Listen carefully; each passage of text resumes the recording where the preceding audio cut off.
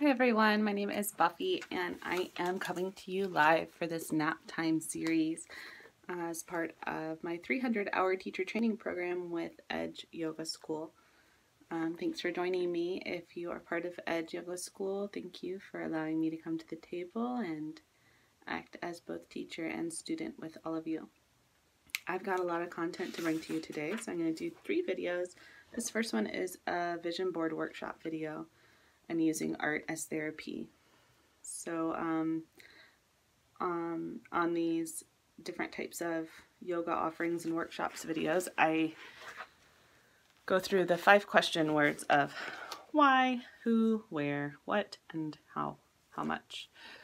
Just giving you my experience. I'm not pulling from any reference in particular, but just letting you know what's worked for me and what could possibly work for you. So I love to host vision board workshops and get-togethers. I think that vision boards are so awesome for just helping you to manifest what you're wanting and set your goals right. So the reason why you might want to host one of these is just to allow space for creative expression and manifestation in your own life and in the lives of your students.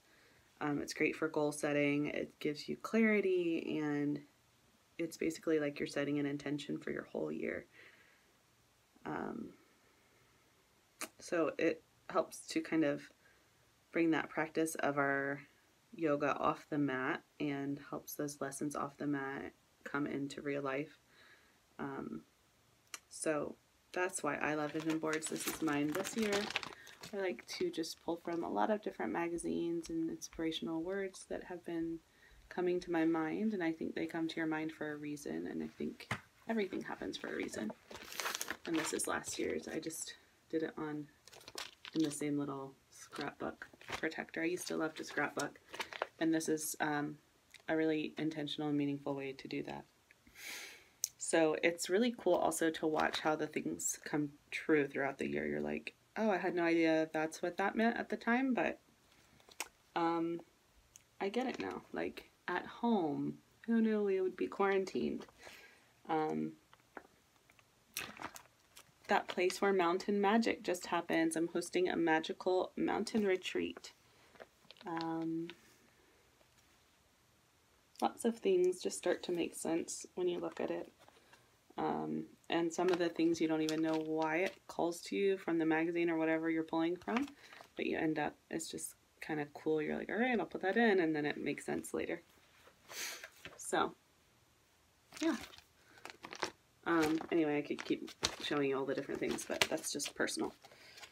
So, that's why we would host a vision board party or a workshop, or even an art as therapy workshop. So I've done several different art as therapy or meditation workshops with fiber art. You could weave, you can do anything that's your art.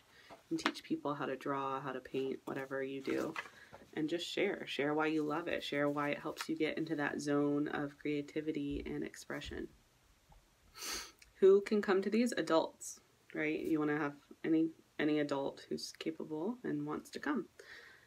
If you wanted to, you could do a specific vision board workshop for kids. We did one with our kids on New Year's Eve this year, and it was really fun for them and more just playful. You know, they don't quite grasp the whole, because they're young, the whole concept, but teenagers certainly would, and I think they would enjoy that. And it's something not digital that they could do. Where? Any quiet space. So you could do it in your home, you could rent out a studio. I've done them at Panera, just a couple of people together. You could do them outside if the weather is nice. I like to do them, like I said, at the beginning of the year to just set the year right, but you can do them anytime. You could do them at the beginning of the school year. Maybe you have a teacher group or students.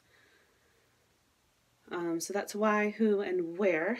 What you'll need. So all the necessary art materials. So if it's a vision board party, you're going to want lots of magazines and poster boards that are the size that you want to do for everybody, and scissors and glue and markers. I like to serve hot tea and little snacks like scones or something cozy to just make it a good time. If you are in a studio, you can sit on bolsters and use the blankets and lower the lights and just make it kind of a cozy, reflective an intentional time together. But if it's just an art therapy workshop, whatever supplies you need for that art, obviously. And this is, you know, really just a short video because there's, you know, I don't want to draw it out. I'm just giving you the information and that's it. So the last one is how. So how are you going to do it? The simple layout of time, just, you know, you'll need like 3 hours, I'd say. I charge between $20 and $60 depending on what it is I'm offering. I think for a vision board workshop, $20 is great. You know, if you're just serving hot tea or whatever, there's not a lot of expense for you and it's kind of a fun community event, but that's up to you, and it also has to do with where you're at and the cost of living there.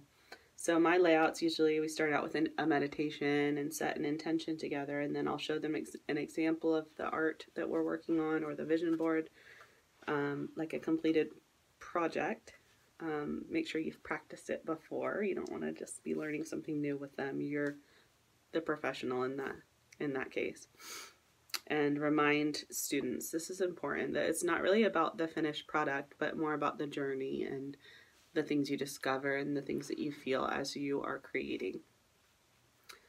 There's not really a rush, so make sure that they feel they have plenty of time, and that will enable them to kind of stay in the moment and really experience whatever it is you're presenting to the fullest. And also just encouraging them to like feel it with all of their senses, to be mindful of their 5 senses. You could walk through each of the 5 senses, and like when I do fiber art, I really have them feel the texture of whatever fibers we're working with. And yeah, you can bring a lot of meaning into things too. Like one time we wove, on a circular loom, and we warped the loom with the string, and I gave them like options of how many strings to use and what the numerology between each of the numbers if they wanted to choose depending on that. So you can bring a lot of meaning into things. And then, you know, as far as the yarn that we were using, we talked about the energy from the animal and all of the processes that it took to get this to our hands, and how good it feels to hold that energy and to work with it and create something with it. So it's kind of cool. Anyway, that is it for my vision board and art as therapy lesson, and I will be right back with you. Namaste.